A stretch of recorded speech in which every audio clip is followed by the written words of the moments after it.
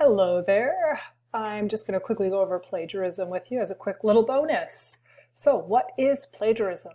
Plagiarism is when you try to pass off someone else's idea as your own. Plagiarism is when you use someone else's work without crediting them.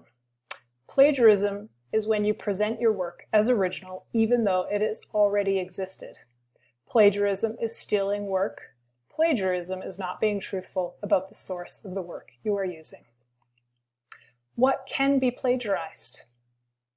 Words, ideas, work, wrong citation information, using too much of one source, and media, papers, music, photograph can all be plagiarized.